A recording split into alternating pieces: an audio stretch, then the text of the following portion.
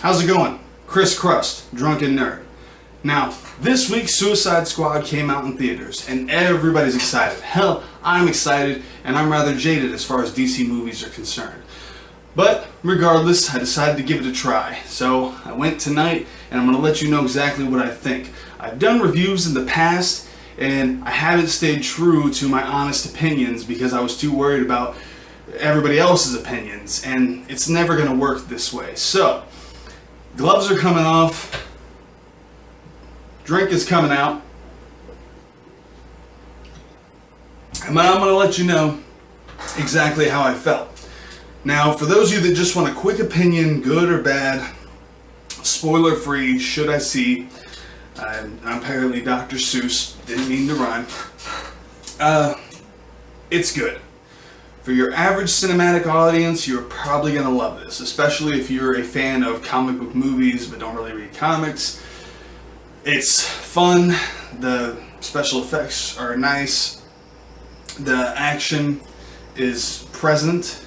I say that because clearly in DC movies past lately, it hasn't been a big focus, it seems. But yeah, I would go see it. Unless you're like me. If you're someone who is very anal about the details, if you hate seeing the versions that you love be tarnished, then you're probably going to have issues with this film. But,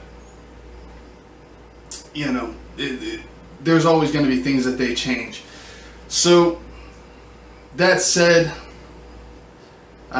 let's talk about what Suicide Squad is. Suicide Squad is a lesser-known DC book. I think it started around in the 80s, and there's been a few different variations of it. This mostly focuses on the New 52 version, which has a very prominent feature on Harley Quinn, which everybody's excited about. And I don't think Margot Robbie, however her name's said, I don't think she did a bad job as Harley Quinn. I do think that the longer she was on screen, the more I started to like her. I wasn't crazy about the first appearances of her. Will Smith is great as Deadshot. I mean, he is. Jesus Christ, man, I'm doing a review here. The fuck? Will Smith is great as Deadshot. I think without him in this movie, as much as other people question the casting, I don't think the movie is as good. I think he does what Will Smith does.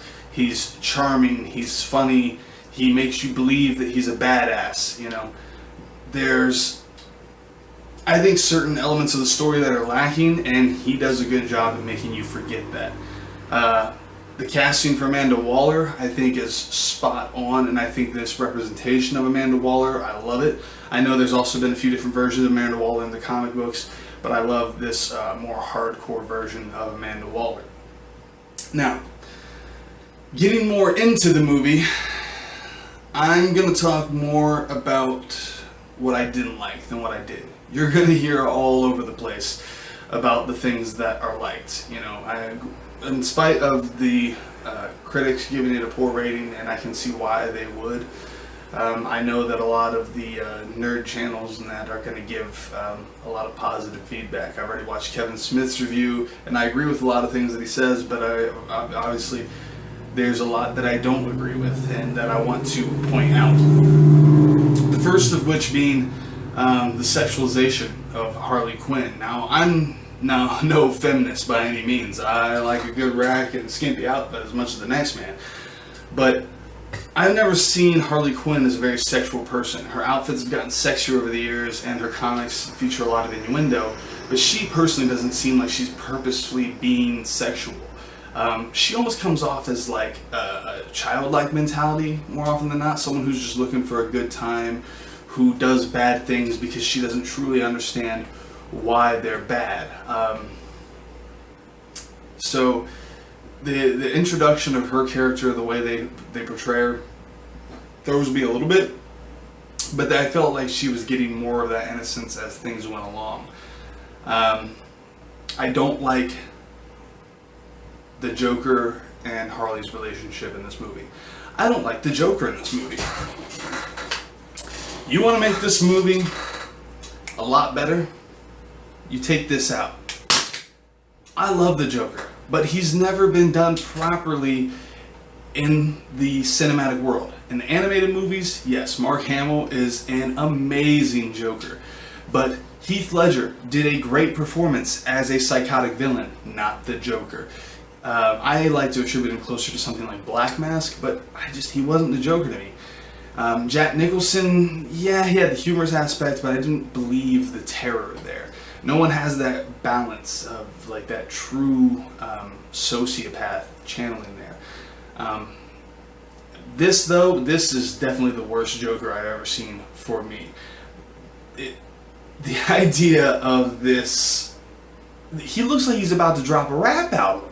He's got a grill and his tattoos. I mean, you might as well write ironic tattoo, ironic tattoo, ironic tattoo all over his body, because that's all it is. And I just don't see the Joker actually sitting down and saying, hey, can somebody tattoo a smile on my hand so that I can just, really amuse myself whenever I'm muffling someone's, whenever I'm muffling someone's noise or whatever. I don't know. I don't buy it. The appearance seems to be that of like a lot of what you would see modern hip hop artists wearing and that. And I don't know. He looks more like Lil Wayne than Joker to me. I didn't buy it. I don't like it. And that's my opinion. I understand if a lot of people are like, oh, this Joker, he's the best Joker ever. That's, whatever. No. That being said, the relationship is what I really have a problem with. There are so many people out there that have this romanticized idea of what Harley and Joker's relationship is. And I think it really cheapens both of their characters as a whole. Suicide Squad in the New 52 universe really helps Harley to stand on her own and shows who she is as an individual character. Part of that is her overcoming her own infatuations with the Joker and seeing where she went wrong by leaving herself so obsessed. And I don't see that ever happening in this movie. And that is such a compelling story arc for her that it's fucking sad that you just... But hey, it's on the pile of so many other compelling story arcs that you're never going to see in the cinemas. But that's why I recommend everybody read the comics. Read the comics, read the comics, read the comics. You're going to love it. It's... For every great story that you have on a movie screen, you have 1,000 more trapped in those pages. But that being said,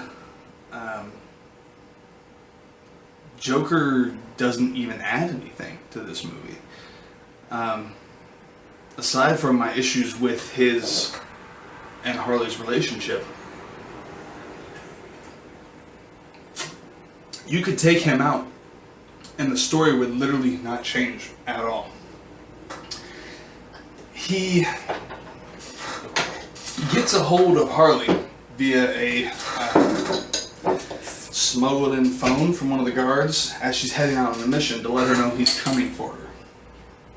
And you think it's going to turn into this whole thing where they're going to have to face off against the Joker, and kind of they do. He hijacks one of their helicopters and kind of shoots up the crew a little bit when he grabs Harley in order for them to escape, and then crashes that helicopter 30 seconds later, leading you to believe that Joker is dead. And other than that, it doesn't result in anything else. There's no point to it. There's no reason for it other than to try and draw more people in, to sell more merchandise, to feature a Joker that I guess they want to use later on. Yeah, I just would have left it out. I would have focused more on Harley's character as an individual than how she is a part of this other person. Even her costume in this movie, she wears a choker that says Puddin' on it, which is her nickname for Joker, one of them. And yes, she's obsessed, but this is taking it to a whole nother degree, and I don't care for it. Other than that, the other performances are a little bit lackluster, but not by fault of the actors. I think it's more that you just don't get a lot of screen time with them. Captain Boomerang, I thought he did an awesome job. I thought it was fun. You saw him drinking quite a bit. But again, not that many scenes for him. Diablo, you got a little bit of story with him, but his story doesn't take long to tell. And The build up to to him fully unleashing his powers at the end is a little bit weird and confusing, but you know, whatever, you roll with it. Who else is there? Deadshot I talked about a little bit. Obviously, Will Smith, like I said, was great as Deadshot. I think they could have cast other people as him, but I think by casting Will Smith, they were able to do, as I said, they were able to use him to carry the movie quite a bit. There are times when the team has certain interactions that they haven't earned. They go through the movie and they assemble the team and throw them immediately into fighting this villain that they need to take down and rescue Amanda Waller. And there's no real build-up of the relationship between the teammates, and yet they want you to believe later on that they're treating each other like family. He's tasked with killing Harley as she's escaping, and he won't do it. Why? Because he's started to care for her. There's no real reason for it. I mean, they have a couple of moments here and there, but if they would have spent less time explaining, showing Joker and Harley in the beginning, then I think they would have had more time to build a relationship between these characters. Again, just remove the Joker. Seeing the Joker in the early part of the movie, though, you do get to see some interesting cameos, I guess. But again, it's something that I think they could have done without. I think there are parts of this movie that still feel like DC trying to catch up with Marvel. They're trying to cram a bunch of stuff into these movies because they feel like they're so far behind. Take your time. You're not going to catch up with Marvel. They're in a completely different race than you. You're running your own race. So focus on your own thing. Catch up in your own time. They crammed the death of Superman into Batman v Superman to no real emotional impact. All so that they could have it in this movie as the reason Suicide Squad is being created. You know, everybody's all sad that Superman's gone and they're worried about what's going to happen when the next super beings come along. So, you know, take your time, DC. Get into it. Then again, this movie review is going to be a little sloppy. I understand that it's a little all over the place, but I'm just trying to spit it out there. Just trying to be as blunt as I can. Killer Croc is in the movie, and this is going to sound kind of weird, but the portrayal of Killer Croc almost feels like they didn't know what they wanted to do with him. It's a little uncomfortable at a certain point. His voice throws me off a little bit. I wasn't sure if he was supposed to be southern or urban. There's a moment at the end where he makes requests for BET at the prison, which I feel is a little weird. But I mean, it's cool having him there. I think I would have rather had King Shark, but I understand why they won't kill the Croc. So, you know, I accept it and move on. It is by far not the biggest problem with this movie, and does not hold it back by any means by having Killer Croc be who he is. Katana's in this movie, which I thought was pretty cool to see her thrown in there. I always liked Katana. I liked her story. I like they talk about her sword capturing the souls of people it kills, how it killed her husband, and so his soul's there, so she talks to it. Again, she doesn't get a lot of screen time. She's there, but she doesn't have a lot of major moments, in my opinion. So, you know, I just wish I would have had more of everybody, but still the same amount of movie. You know what I mean? Let's see. What else am I forgetting?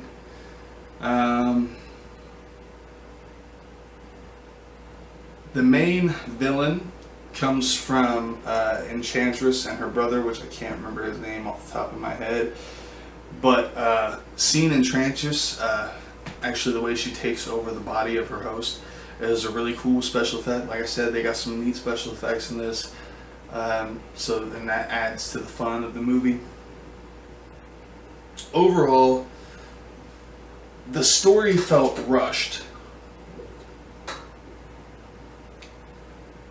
For the length of the movie that you had, there were elements that I feel that you could have pulled out to make the story more in-depth and elaborate, and I feel like they just filled the movie with things that were going to grab the attention of your average consumer. You know, all the Joker stuff, you know, the Harley Quinn flashbacks.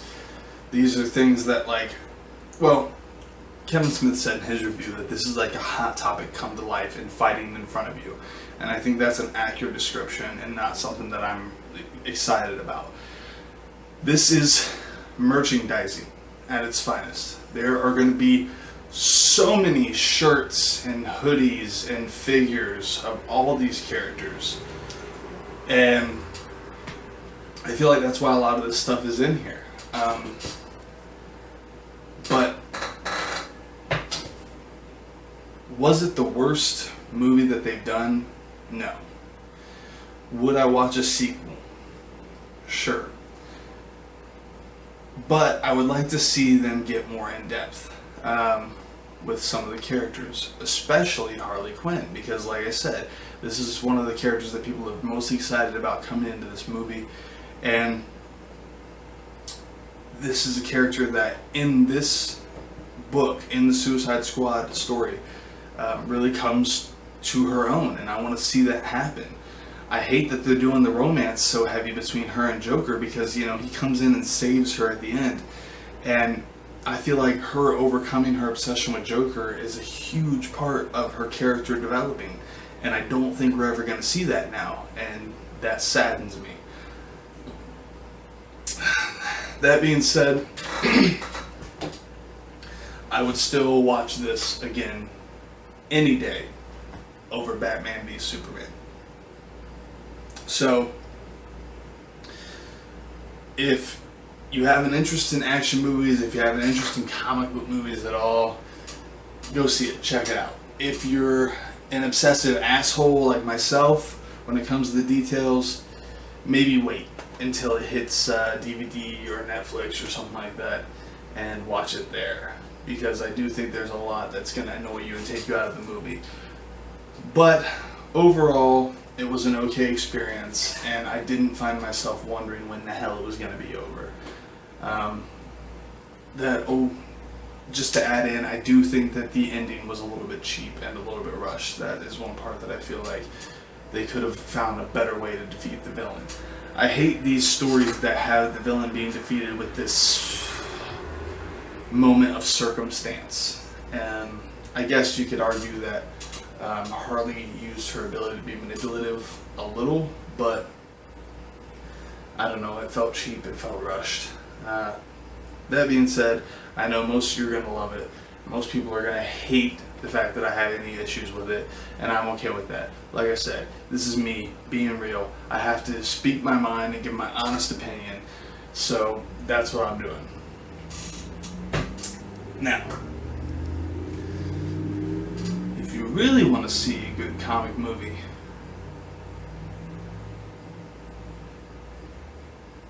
Killing Joke came out recently as well.